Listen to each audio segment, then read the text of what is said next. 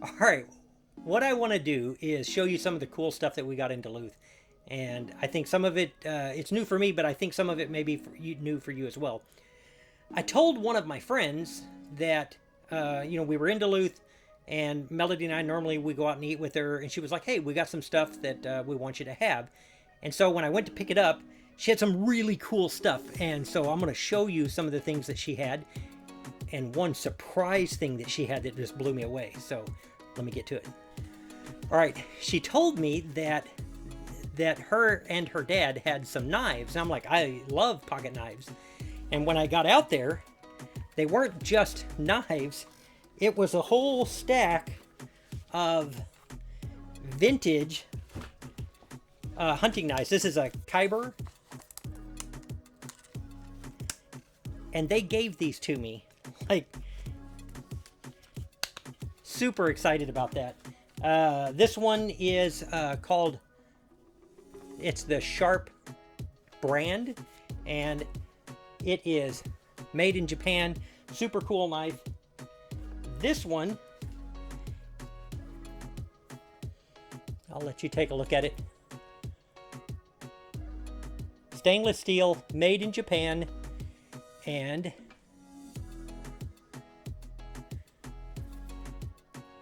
Special Hunters. I don't know if that one, it doesn't feel as heavy as the other, so it may not be quite as good. And this one is, it's a little boot knife, and it is the Explorer, and pops open right there. And that is a Tanto knife.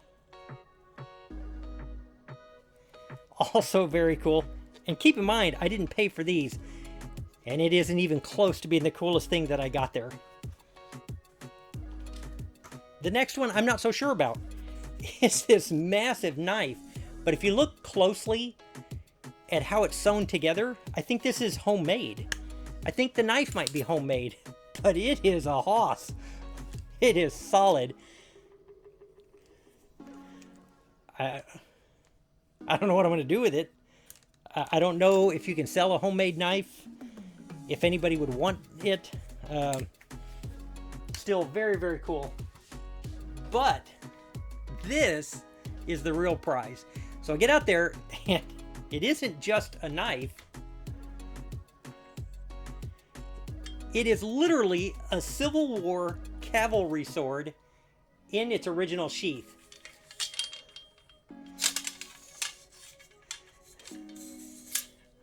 Like, who doesn't need that? Like, it's awesome. I know almost nothing about these. I know that it's got NJ marked on the blade, and the other side, it has the remnants of some symbol. I haven't spent any time figuring it out. I gave Shelly $100 for it.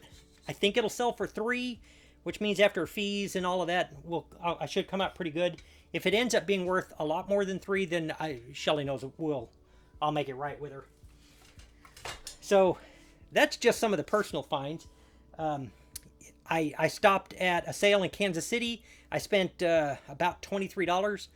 Got a few clothes and things like that. Let me show that stuff to you. The first was a set of Lucchese boots. I paid $5 for these. And I think I have this on video. I know I have this sale on video. I don't know if I have those boots. And then from the same sale is a pair of, I think it says Charlie something on it. But those are also made by Lucchese. In Duluth, I picked up, I always grab these M65 Style Jackets. This one was made in '99, and it's the forest pattern on it, the forest camo. I paid $5, I think, for it, and that should fetch $35 or so. At the same sale as the boots, it's not a brand I do a lot with, but I still think this will be a pretty solid little jacket. It's a rain jacket, but it has like a soft, almost sweatshirt material in it, and I think the brand is Athleta, and It's in really good shape. I think they charged me $5 for all the jackets at Well. This same place as the boots. And this is now NAU. And not a tag that I was familiar with. But for the price I got it for, it was new with tags. There really wasn't a reason not to get it. So, we'll see. I looked them up briefly. I think $35 or so. From the same sale. This is on the way to Duluth. This sweater, it's not a brand I buy. It's Free People. And it's just a V-neck, a loose V-neck sweater. But it was new with tags, and they charged me $3. So I can't lose any money on it. Melody found these. It is a pair of women's 501 made in the USA. They're vintage. They're not Big E or anything. Tapered leg. If you don't know, if these don't sell outright as jeans with the high waist, because they have a good, probably a 13-inch inseam on them. But if they don't sell as jeans, you can cut these off, throw them in the washer. They get that nice ragged look at the bottom. And they will sell as shorts for almost as much or more than they would as jeans. So I think that she spent more. I think she spent $7.99 on those. Okay, these are cool. And these are really cool. They're a little worn, but they are Lady Wrangler bell bottoms with the button fly. I think they're actually snaps. That's super cool. As long as they clean up okay, I should get 50, 60 bucks for them. They're pretty worn, but I don't think that will hurt with that style. I have some super cool stuff coming up, but you gotta wait. Oh. I almost missed one of the knives. I think I've already listed this one. Same thing. It is one of those old hunting knives, fighting knives. That one's got like an aluminum handle. And I usually list these pretty high, and before Shelly gave me these, I didn't have any, so they will all sell. All right. The next item I would have never got. This is what happens when you take your wife with you. So you tell me in the comments whether or not she did okay. She just had to have this. She spent $5 on this. And it's just a crocheted baby blanket, I guess, with a teddy bear on it. Like, if it didn't say Ralph Lauren, I would have never got it. But she liked it. She thinks it's worth $1 million. So I hope she's right. I posted this one on my Instagram. It is the Dragon Ball Z Trunks. It is from 2001. Most of them are listed in the $200 price range. I think it'll go closer to $100. I've had an offer of $100. I'm going to hold out for a little more. I think it can go for $150, but we'll see. We'll see.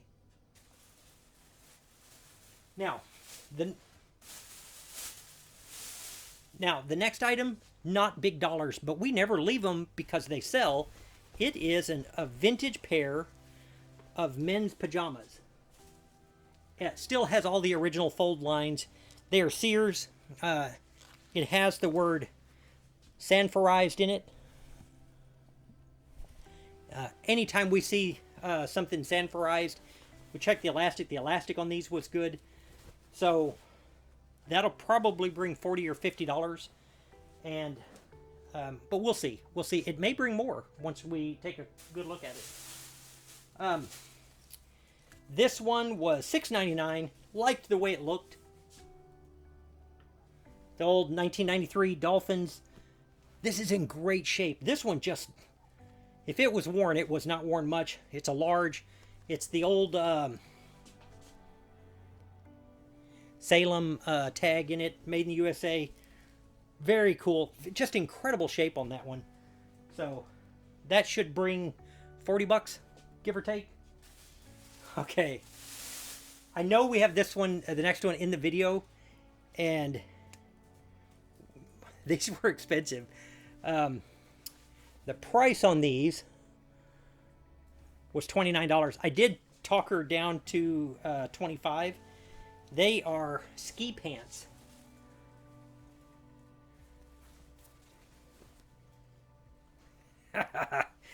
I would so wear these, which is probably why Melody will make me sell them. Carol Reed sells these. Have a little bit of wear, which is to be expected. They've got a nice flare leg on them. The pattern is just ridiculous. So we paid $25. They should bring $100. They should bring very close to that. These are a good size, so I would think $100 or close to it. We weren't going to leave them either way. All right. The next one is a pair of wool hunting pants, and the reason I'm laughing about these, I had just gone through this section, and Melody found them, and if you listen carefully on the video, she goes, "Hey, I found something," and I'm like, well, she called me. She's like, "Hey, Scott," and I was like, "Did you find something?" She goes, "Yeah." She goes, "You missed it," and I get over to her. She goes, "I'm better than you." And down that day she was. Check these out. Wool hunting pants. If you don't know the Filson brand, you should. We paid $24.99. These will easily bring $100. The other thing about these, they are in brilliant condition. Like, they were just in almost perfect condition. I think they've been worn, but man, not much at all. They're just super nice. So, a couple more, and the next two items I way overspent for, and let me tell you why. Sometimes when you go out and you find things that you don't know a lot about, but you want to learn. And I spent most of my adult life going to college, writing big checks for an education. So when I buy something that I think might be too expensive, but it's because I'm willing to learn what it is, and I know that if I have the item here, it's easier for me. Sometimes I'll overpay, not because I expect to get all my money back, which is always the goal, but in part because I'm still learning, and having it here in a genre that I'm not very familiar with increases my odds of, one, I still think I can make a profit, but two, I know I'm going to learn a lot. So I went to a comic book shop, and in the comic book shop, he had a bunch of things hanging in there. That is a striper pin, and he had a banner hanging on the door with the original tags from the company that made it, and it is from 1988, and they called them a door tapestry.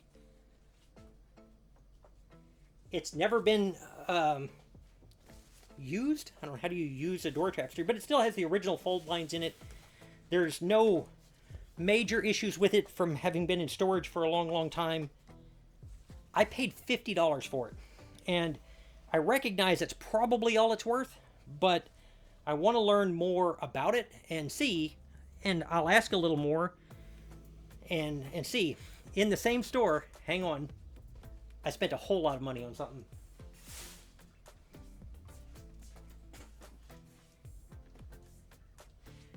So let me show you this price tag. $125. I didn't pay that. I talked him down to $100. But it is an unworn LA Guns. Here's the original tag. It's an unworn LA Guns 1991. It's the Hollywood Vampire Tour. Single stitch. Print on both sides.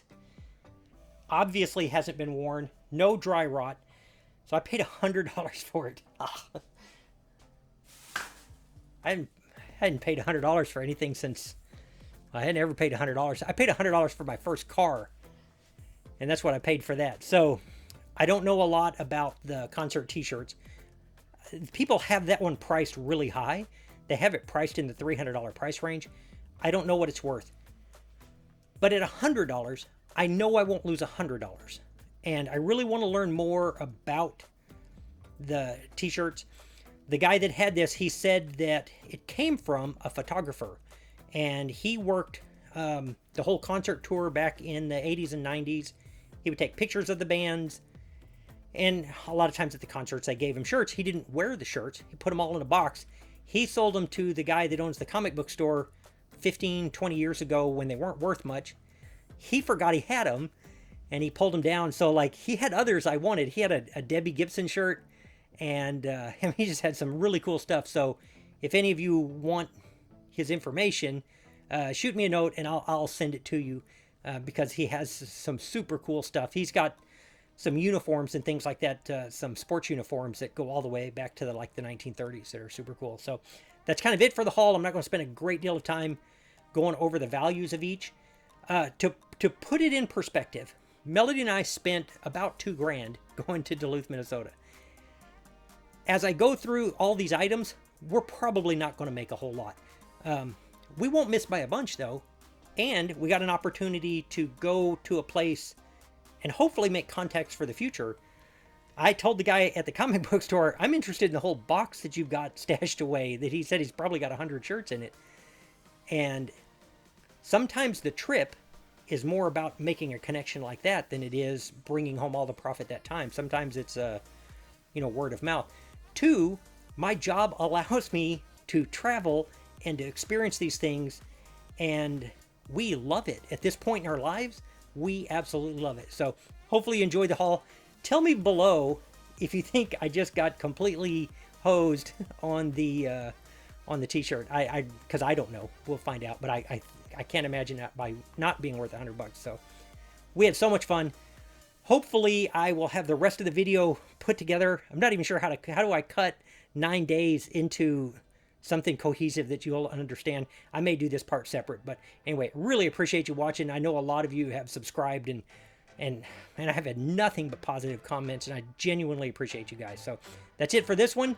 Again, I appreciate you tuning in. If you haven't done so, like and subscribe, because I would appreciate that. And I will see you on the next one. Thanks.